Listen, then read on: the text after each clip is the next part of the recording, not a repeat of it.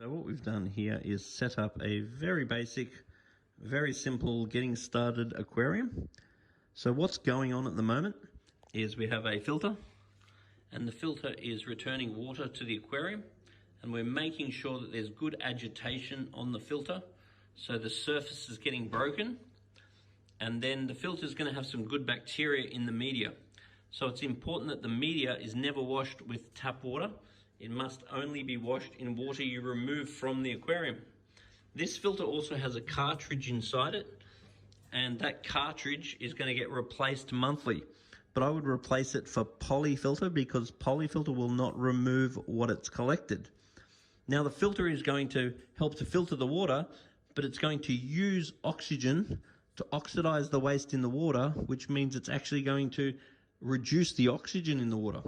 So we've got aerator, and that's going to put the oxygen in the water for the fish, and then the filter is going to break the nutrients down that the fish actually have. So the next thing we're going to do is get, say, about 4 top-dwelling fish. So a top-dwelling fish is a fish that has a mouth that opens up. Something like a platy would be a good example. Mollies, swordtails, guppy, anything like that. And they're just going to run around on the surface, and we're going to leave them in there for 2 weeks.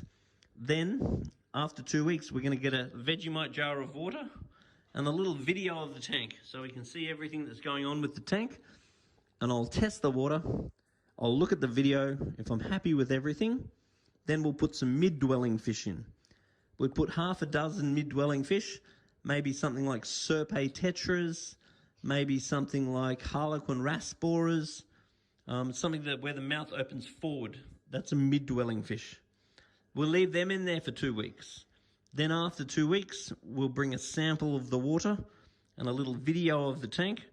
I'll look at the video, I'll test the water. If everything is okay after that, we'll then look at putting in some bottom-dwelling fish, which means the mouth opens down.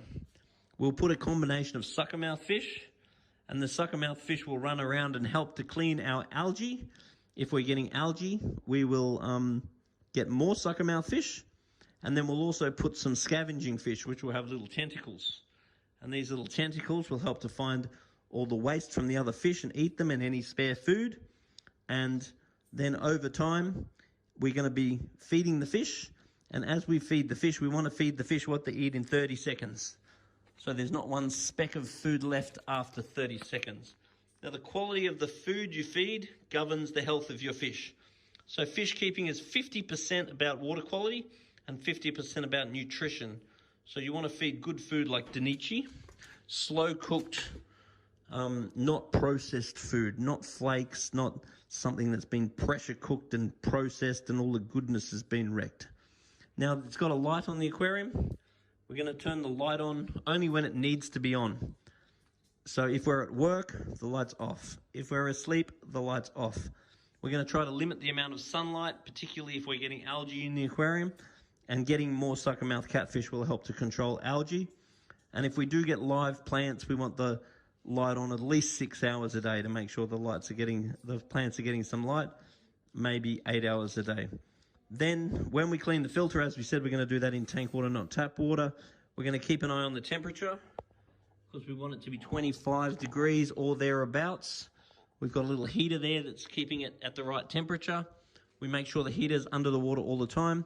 The light will only turn on the heater when the temperature is below 25 degrees. Then when we go to clean the tank, we'll give the lids a clean. We're going to get a gravel cleaner, and that's going to clean the gravel while we're removing the water. We never remove more than about a quarter of the water.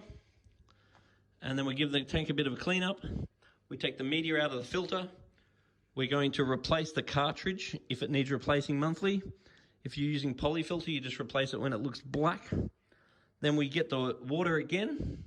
Then we're going to put some water ager and a bit of KH powder into the water. This tank has some shells in it, so it's likely to stay at 7.8. And Sydney tap water is 7.8, so it is unlikely you're going to have a pH or KH problem.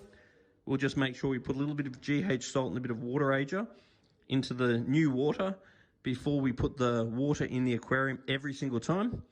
And we try and make sure that the water's a little bit temperate. So we don't want to put freezing cold water in. We don't want hot water either. So we just want to make sure that it's sort of similar to what the tank is. And then if there's any worries about this tank whatsoever, the most important thing is just to bring a sample of water and a video down to the shop, and we can monitor what's going on with the fish. If we see the fish skinny or fat, we can tell you.